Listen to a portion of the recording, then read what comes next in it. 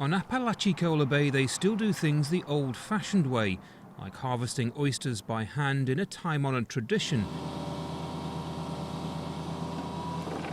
But this is a community facing an ecological crisis.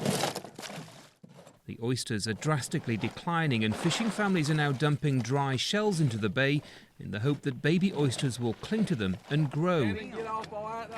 Yeah, he's posted back this afternoon. For fishermen like Sean Hartsfield, it feels like the end of a way of life. I wouldn't want my son out here. I wouldn't want him to have to go through what we're going through now.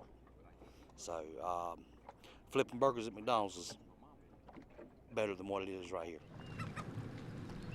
And it's the delicate nature of a place they call uncommon Florida that's made it so vulnerable.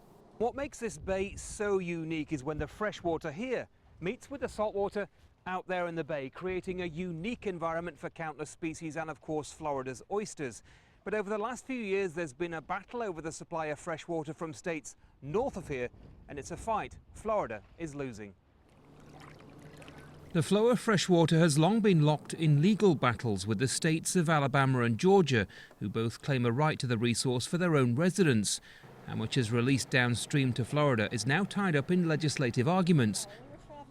But environmental activists say the longer officials fight, the more damage is done. The fresh water coming down here, we're dependent on it for the bay's productivity and our oyster harvest.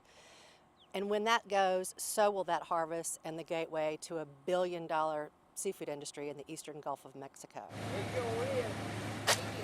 Almost all of Florida's oysters are harvested in Apalachicola Bay, and most of the population earns a living from these waters.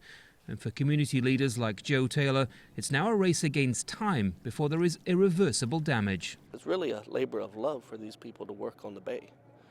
And I hate to see that evaporate and go away just because we weren't able to come to some kind of common goals. For this community then, help can't come soon enough. Many have survived hurricanes, droughts and oil spills. Now they just need fresh water to flow. Andy Gallacher, Al Jazeera, Apalachicola Bay, Florida.